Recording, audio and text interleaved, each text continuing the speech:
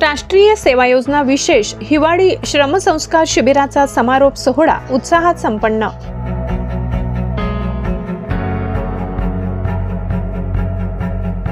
कला वाणिज्य व विज्ञान महाविद्यालय नवापूर अंतर्गत राष्ट्रीय सेवा योजना विशेष हिवाळी श्रमसंस्कार शिबिराचा समारोप कार्यक्रम मौजे बिलमांजरे येथे मंगळवार दिनांक 13 जानेवारी रोजी उत्साहात संपन्न झाला। या समारोप कार्यक्रमाचे समारोपकर्ते म्हणून माननीय हरीशभाई अग्रवाल उपस्थित होते। कार्यक्रमाच्या अध्यक्षस्थानी माननीय आरिफबाई बलेसरिया होते। कार्यक्रमाला प्रमुख अतिथी म्हणून महाविद्यालयाचे प्राचार्य डॉक्टर डी.पी. जयस्वाल सर उपस्थित होते।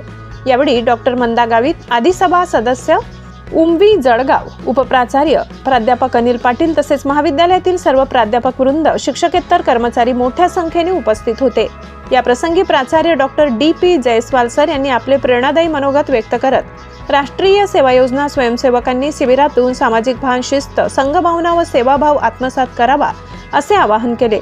समाजासाठी कार्य करताना मिळणारा अनुभव विद्यार्थ्यांच्या सर्वांगीण विकासासाठी महत्त्वाचा ठरतो असे त्यांनी नमूद केले। कार्यक्रमाचे अध्यक्ष माननीय आरिफभाई बलेसरिया यांनी आपल्या भाषणात राष्ट्रीय सेवा योजनेशी संबंधित जुन्या आठवणींना उजाळा दिला। हिवाळी श्रमसंस्कार शिबिरामुळे विद्यार्थ्यांमध्ये शिस्त लागते तसेच जीवनात उपयोगी पडणारे अनेक धडे येथे शिकायला मिळतात असे मनोगत त्यांनी व्यक्त केले। या कार्यक्रमात शिबिरात सहभागी झालेले विद्यार्थी-विद्यार्थिनींनी आपल्या अनुभवाबाबत मनोगत व्यक्त केले। शिबिराचा सविस्तर अहवाल प्राध्यापक गौरव बोरते, कार्यक्रम अधिकारी यांनी वाचन करून सादर केला। कार्यक्रमाचे सूत्रसंचालन प्राध्यापक विनायक वसईकर, सहाय्यक कार्यक्रम अधिकारी यांनी केले। कार्यक्रमाच्या यशस्वीतेसाठी डॉक्टर छाया गावित, महिला कार्यक्रम अधिकारी, प्राध्यापक प्रदीप गावित तसेच सर्व स्वयंसेवक विद्यार्थ्यांनी विशेष परिश्रम घेतले। समारोप कार्यक्रमामुळे स्वयंसेवकांमध्ये नवचैतन्य निर्माण झाले असून समाजसेवेची प्रेरणा अधिक बळकट झाली अशी भावना उपस्थितांनी व्यक्त केली। देश का अपने जग में नाम जगाएंगे, एनएसएस का परचम लेकर आगे बढ़ते जाएंगे। जंगल भी है देश की दौलत, आओ पेड़ लगाए हम, जो घर पे भाई बहने उनको आज पढ़ाए हम। श्रम जयते के बल पर भारत नया बनाए हम, हर भारतवासी के दिल में प्यार का दीप जलाएंगे। मला इथं बोलायची संधी दिली। मला तर इथं यायचंच म्हणजे मला मैत्रिणी सांगत होते तू का बरं जाते आहे, तिथं तर काम करायला लावतात, सर्व एस.टी. विद्यार्थी असतील, तूच पाटील आहे, तू का बरं जाते आहे, तुला तर तू तर लवकर उठत नाही असं तर मला सांगत होते। मला घरचे पण सांगायचे की तू घरी तर लवकर उठत नाही, कामं करत नाही, तर राष्ट्रीय सेवा काय करशील, तर तिथं जाऊन तू काय कामं करशील, म्हणजे तू 8 वाजता उठशील असं। पण इथं येऊन आम्हाला माहिती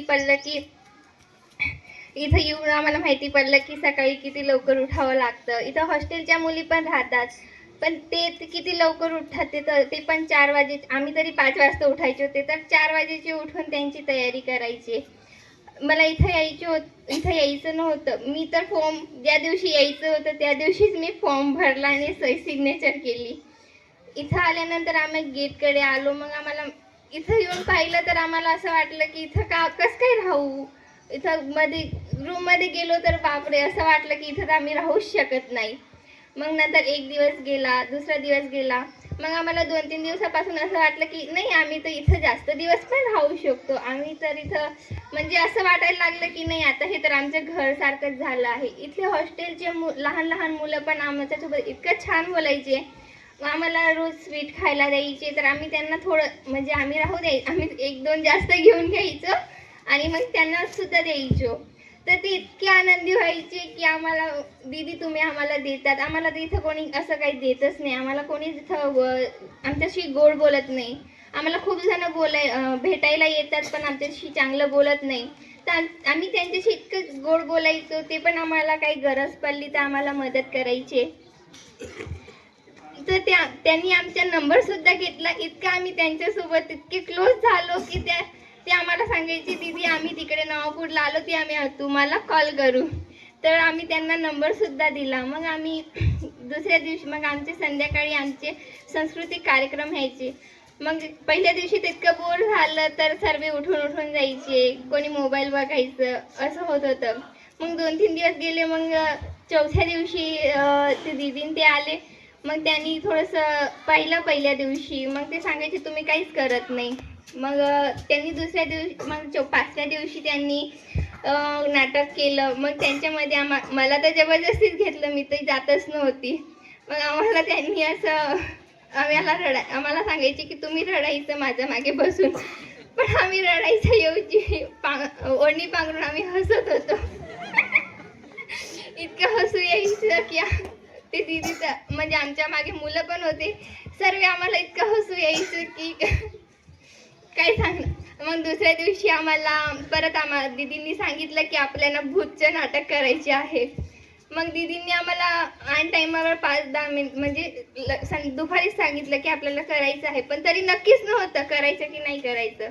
मग संध्याकाळ झाली, जेवण झालं, मग तेव्हा हो आपल्याला करायचं आहे. मग आम्हाला भूत बनवायला लावलं. आम्ही तर इतकं घाबरत होतो की म्हणजे हसू पण यायचं, पण आम्हाला हसायचं नव्हतं इथं येऊन. पण आम्ही इथं भूत बनलो. आम्ही हे कधी विसरू शकत नाही की आम्ही इथं येऊन आम्ही भूत पण बनणार. तर आम्हाला इथे येऊन इतका आनंद झाला की दीदीन त्यांनी आम्हाला इतकं छान आम्हाला सर्व काहीतरी शिकवलं. सरांनी त्यांनी आम्हाला रोज म्हणजे आम्हाला इथं नॉनव्हेज पण होतं. मी व्हेजिटेरियन आहे, मला नॉनव्हेज चालत नाही.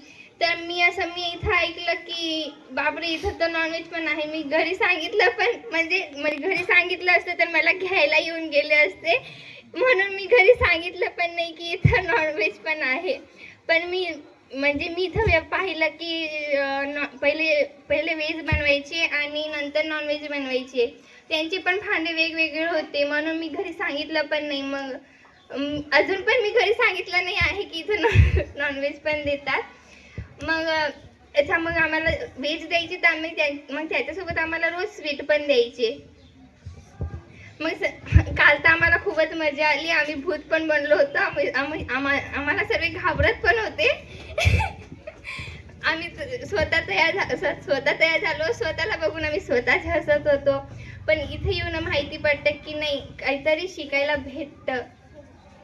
आम्ही इथे येऊन काही लवकर उठायचे शिकलो आहे आणि कोणाला आपण मदत केली तर आपल्याला स्वतःलाच आनंद होतो. माझं म्हणणं होतं की यायचं, कारण मला माहीत नव्हतं कसं होतं ते.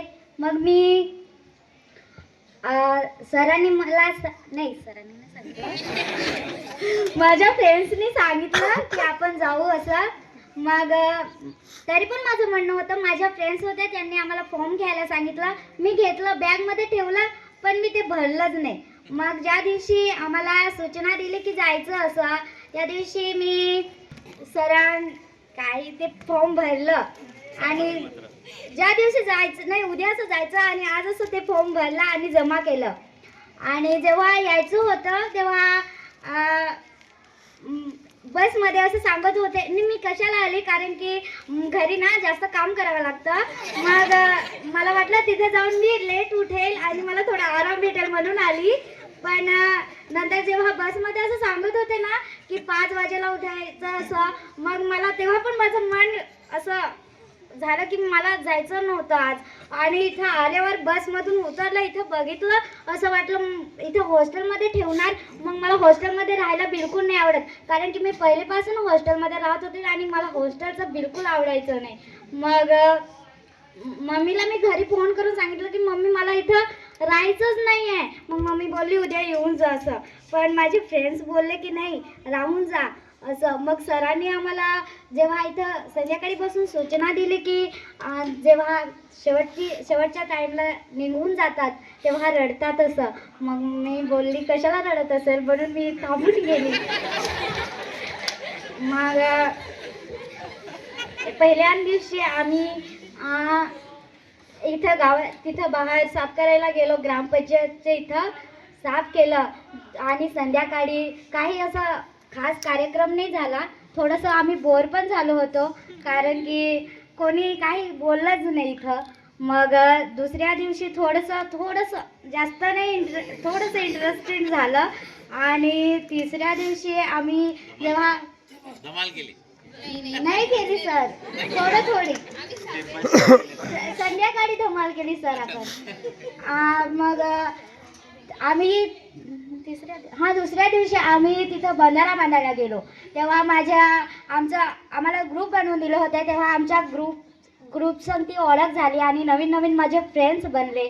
आता तर मला असं वाटतं की माझे सगळेच फ्रेंड्स आहे, कारण की मी सगळ्यासोबत बोलायला लागली. मी पहिल्या दिवशी आले होते तर मला असं वाटत होते की माझं कोणीच फ्रेंड्स नाही आहे, कारण की नाही 2-3 होते जे माझे फ्रेंड्स होते त्याच्यासोबत मी बोलायची.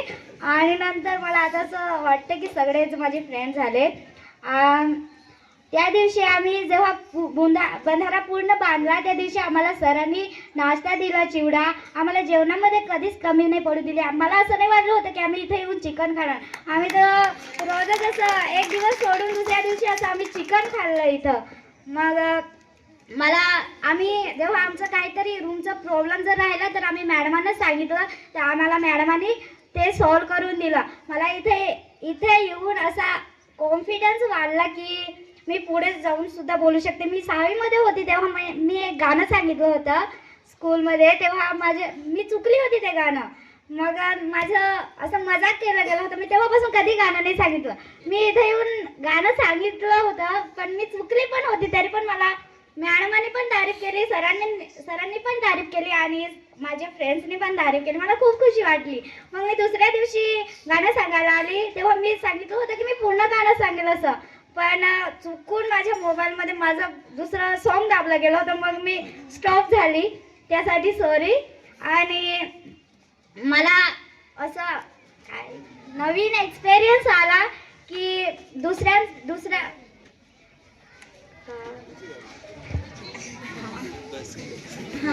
नवीन एक्सपिरियन्स आला इथे येऊन बोलायचा. आणि आम्ही जेव्हा सगळ्या ग्रुपने चांगलं जेवण बनवून आम्हाला खाऊ घातलं, आम्ही पण जेवण बनवलं. आणि आम्ही जेव्हा जेवण बनवून दुसऱ्यांना दिलं तेव्हा आम्हाला थोडंसं सुकून भेटलं की आम्ही पण दुसऱ्यांची सेवा करून काय सुकून भेटतं ते मला कळालं. थँक्यू. एवढंच बोलून मी माझं 2 शब्द. अल्फाज तो नहीं है मेरे पास अब कहने को, अल्फाज तो नहीं है मेरे पास अब कहने को, पर आज जैसे अतिथि जिस प्रांगण में पधारे हैं उस कार्यक्रम में लग जाते हैं 4 चांद है. कदाचित माझा आवाज तुम्हाला समजेल नाही, पण मी बोलण्याचा प्रयत्न करते. ज्या दिवशी मी इथे आली, NSSचा 4था दिवस होता. आम्हाला बघण्याची म्हणजे मला तरी आनंद होत होता की वातावरण तरी कसं राहील. नवीन पोरांना बघून, सर पण नवीनच, सगळ्यांना बघून मला खूप आनंद झाला. 2-3 वर्षापासून आम्ही बनसोडे मॅडम होते तेव्हा आम्ही NSSच्या कार्यक्रमला होतो. आणि NSSच्या कार्यक्रमामध्ये आनंद भेटायचा, मस्ती व्हायची, गाणे गायचे. ते 7 दिवस मध्ये म्हणजे एक नवीनच दुनिया बनली असं वाटायचं. म्हणून या 7 दिवसात तर नाही, पण मला 2 दिवस इथे यायचं होतं ते आनंद घेण्यासाठी, सगळ्यांसोबत मिसळण्यासाठी. बोर्दे सरांनी एकच आवाज दिला की तुम्ही येताय का म्हणून, आणि आम्ही येऊन गेलो. सर थँक्यू आम्हाला इथं बोलवण्यासाठी. आणि एवढ्या मुलांमधून आम्हाला संधी भेटणं हे खूप मोठी गोष्ट आहे मॅडम, कारण की त्याच्यामधून आम्हीच का असं वाटलं तर काहीतरी असेल म्हणून. 4था दिवस आम्ही काय केले नाही, गाणे घातले, सगळे सिंगरच असं वाटत होतं त्या दिवशी. तर जेवण वगैरे मस्त होतं. 5व्या दिवसापासून कोणी म्हणजे नाटक वगैरे, म्हणजे नवीनच मुले म्हणून त्यांना पण समजत नव्हतं की काहीतरी करू. आम्ही 5व्या दिवसाला आत्मा हे नाटक म्हणजे गेला माझा सख्खा नवरा गेलाय या गाण्यावरती नाटक केलं. अगदी 5 मिनिटात मुलांना आणि गावकऱ्यांना कसं आवडेल या अनुषंगाने पवनला आम्ही बनवून दिलं डायरेक्ट मयत.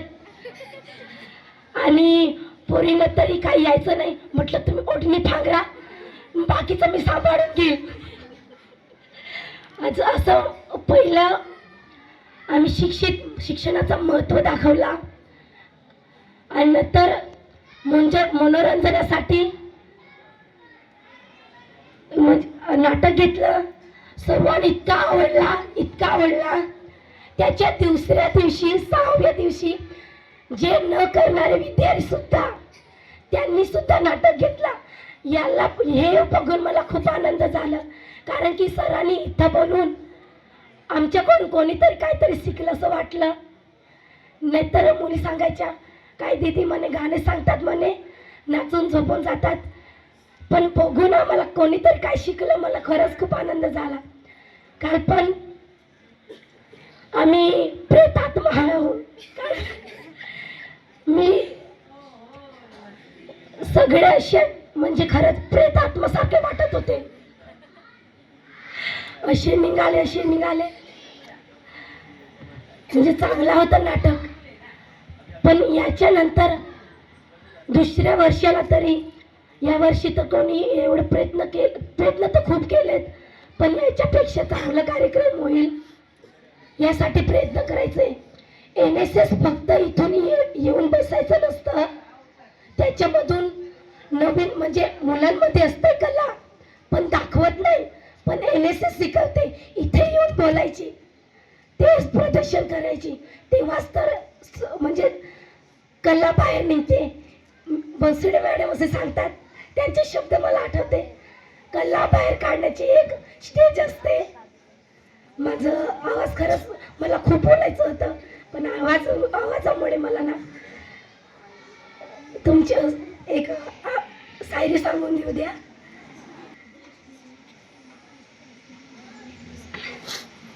सुटत जातात बंधन मनातले, काळजाचा होतो घात. सुटत जातात बंधन मनातले, काळजाचा होतो घात. मिटत जातात पंख हृदयाचे, जेव्हा नात्याचं सुटतो सहवास. धन्यवाद. आजचे हिवाळी अधिवेशन समारोप कार्यक्रमाचे प्रमुख पाहुणे म्हणून लाभलेले संस्थाचे उपाध्यक्ष माझे मित्र हरीशभाई, आपले महाविद्यालयाचे प्राचार्य दीपक देसवाल सर, उपप्राचार्य, सर्व प्राध्यापक बंधू, विद्यार्थी मित्रांनो, मी माईकवर असं काही बोलत नाही, पण आता यांनी जबरदस्ती मला उभा केलं तर बोलताय 2 शब्द. हे 2 वर्षाचे तुमचे स्टुडंट असेल, म्हणजे मागच्या वर्षी पण मी आलो होतो, म्हणजे तुम्ही मला ओळखत असेल. मी हाच कॉलेजला शिकलेलो आहे आणि आम्ही पण आमच्या वेळी पण हा हिवाळी अधिवेशन होता, पण तेव्हा इतका 7 दिवसाचा नसताना 1 का 2 दिवस आम्हाला घेऊन जात आहे.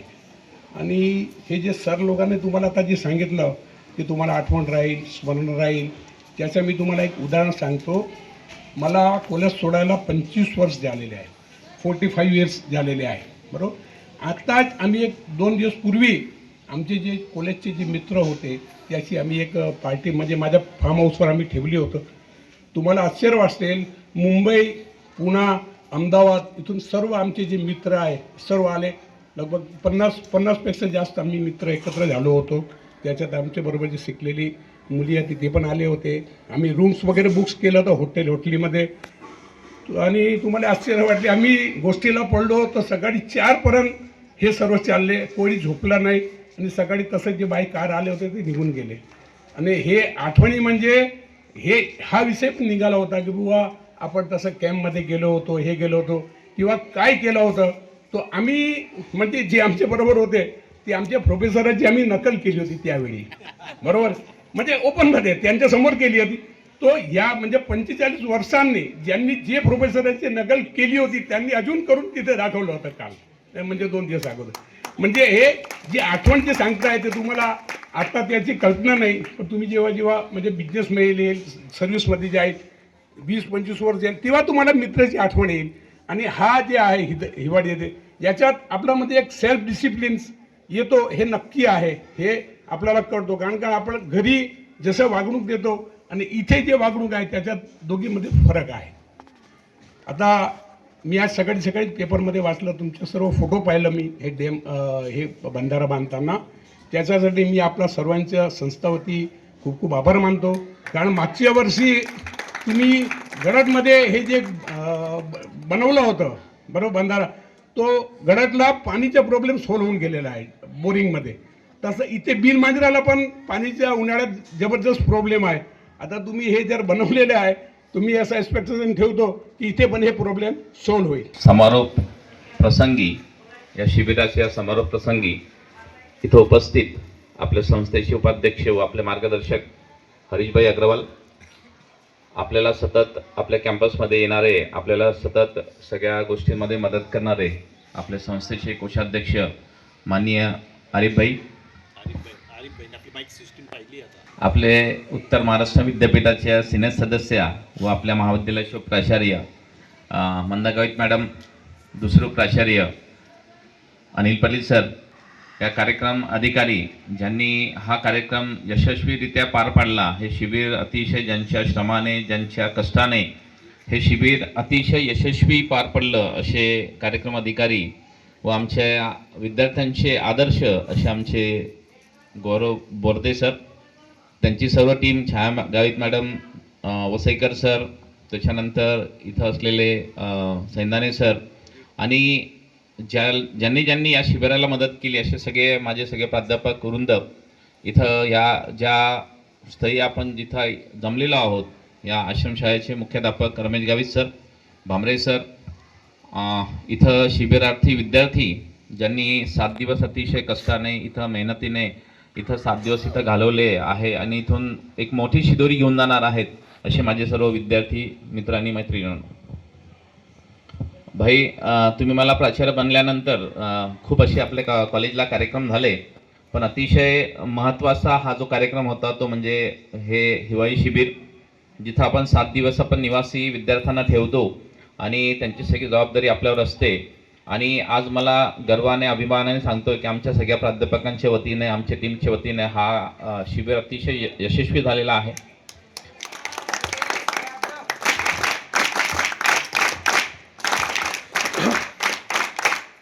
ज्या दिवशी उद्घाटनाच्या दिवशी आम्ही इथं आलो होतो भाई, तर तेव्हा मी जेव्हा मुलांच्या चेहऱ्यांकडे पाहिलं तर त्यांच्या चेहऱ्यावर एक थोडंसं टेन्शन होतं, त्यांच्या चेहऱ्यावर एक ताण होता की आम्ही 7 दिवस इथं कसे घालवू. आणि त्या विचारात तिथं बसले होते ते, त्यांनी तेवढा आनंद व्यक्त केला नव्हता. पण आजही मी बघताना त्यांच्या चेहऱ्याकडे, आजही त्यांच्या चेहऱ्यावर मला ताण दिसतोय.